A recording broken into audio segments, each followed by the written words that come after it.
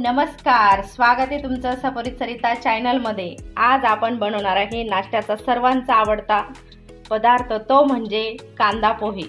हे बघा, मी इथे छान आपले रेग्युलर यूजचे पोहे घेतले, ते स्वच्छ धुवून घेतले।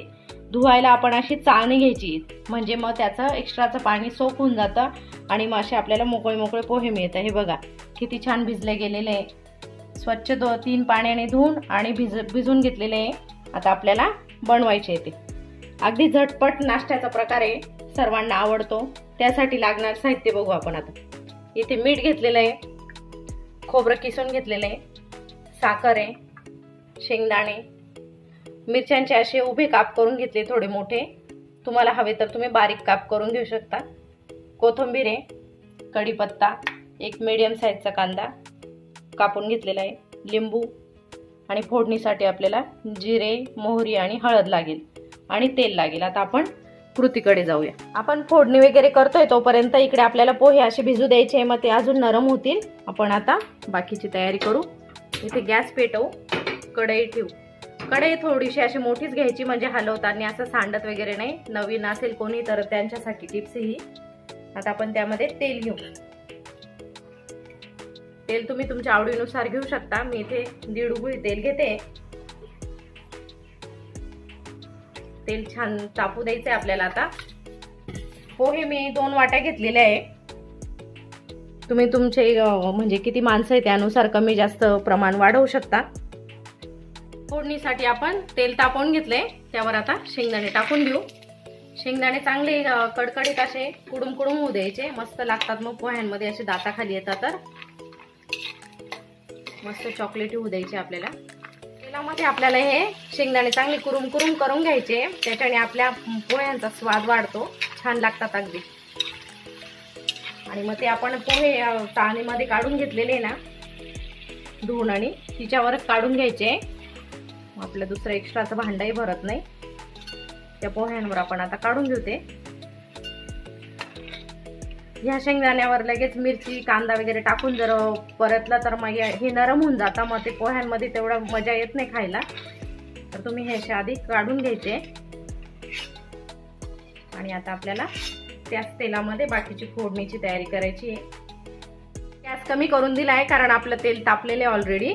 आता आपण मोहरी टाकू, अर्धा चमचा मोहरी, अर्धा चमचा जिरे आणि त्याच्यावर कढीपत्ता टाकायचा। कढीपत्ता अंगावर उडतो सावध जरा।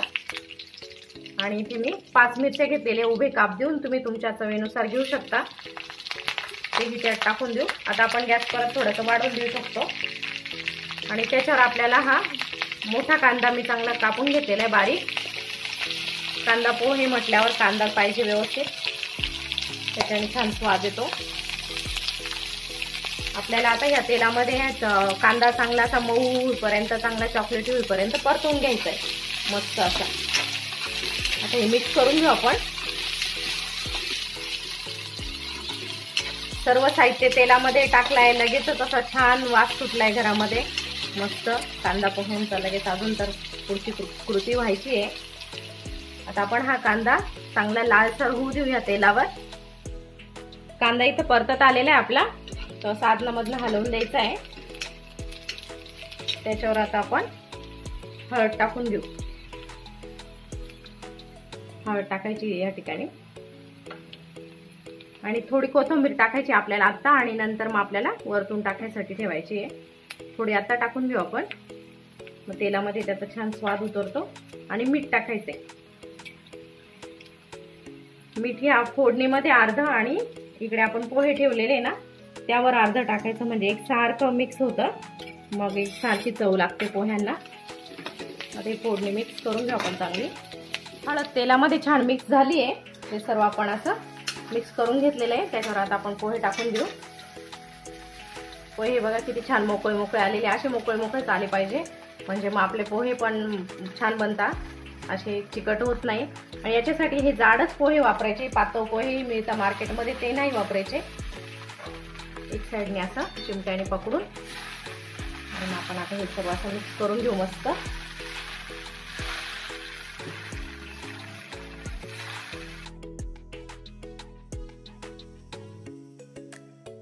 पोहे मिक्स करून झाले आपले मस्त एकदम.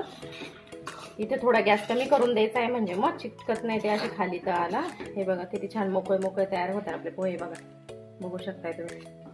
आता आपण याच्यावर साखर टाकून घेऊ. साखरेने छान मऊसूत येतात आपले पोहे आणि मस्त चव पण छान लागते.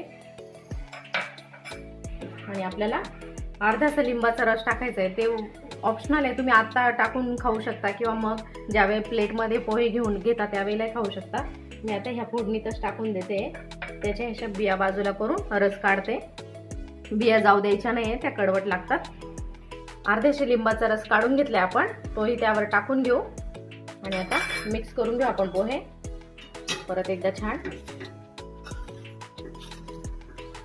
आणि आता आपल्याला याच्यावर झाकण ठेवून चांगले 5 ते 7 मिनिटं असे मस्त होऊ द्यायचे. मग त्याच्यावर वाफेवर मस्त फुलून येतात आपले पोहे.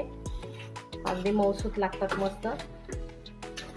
खमंग असा वास येतोय घरामध्ये मस्त कांदा पोह्यांचा.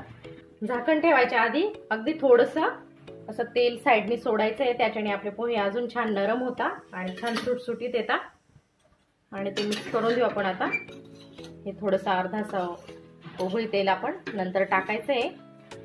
त्याच्याने छान स्वाद येतो आपल्या. हे बघा किती छान मोकळे मोकळे पोहे तयार झाले आपले. आता याच्यावर झाकण ठेवून देते मी. 5 ते 7 मिनिटं आपल्याला असं झाकण ठेवायचं आहे. मस्त होतील ते. झाकण उघडून बघू. 7 मिनिटं झाले. हे बघा किती छान आपले पोहे तयार झाले. बघू शकताय तुम्ही मस्त असे. सकाळी सकाळी असा पोह्यांचा नाश्ता. वा किती छान भन्नाट एकदम. बघू शकताय तुम्ही मस्त मोकळे मोकळे झालेले. आपण ते लास्टला जे थोडंसं तेल सोडलं ना त्याच्यामुळे हे बघा असं खाली लागत नाही. खाली असे पोहे चिकटत नाही. छान बनतात एकदम. आता हे खाण्यासाठी रेडी झालेले आहे. आपण आता प्लेटमध्ये काढून घेऊ. आपले पोहे खाण्यासाठी रेडी झालेले. त्याच्यावर आपण आता कोथिंबीर टाकूया. आधी पण टाकलेली आपण कोथिंबीर. आता थोडी टाकायची वरतून.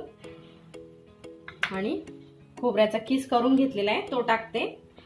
तुम्ही याच्यावर अशी बारीक पिवळ्या कलरची शेव मिळते ती टाकली तर अजूनच छान लागते. माझ्याकडे आता ती अवेलेबल नाहीये. पौष्टिक असे पोटभरीचा नाश्ता आपला रेडी झालेला आहे. खमंग असे आपले पोहे रेडी झालेले. तुम्ही ही रेसिपी नक्की ट्राय करा. अगदी मोकळे मोकळे पोहे तयार होता. शेंगदाणे क्रंची तयार होता. तुम्ही अशा पद्धतीने ही रेसिपी ट्राय करा. आणि तुम्हाला माझी रेसिपी आवडली तर लाईक शेअर कमेंट करायला विसरू नका. आणि आपल्या चॅनलवर कोणी नवीन असेल तर नक्की सबस्क्राईब करा आणि बेल आयकॉनचं बटन प्रेस करायलाही विसरू नका. म्हणजे माझ्या नवनवीन रेसिपीज तुम्हाला बघायला मिळतील. तर भेटूया अशा एका नवीन रेसिपीसह. तोपर्यंत बाय.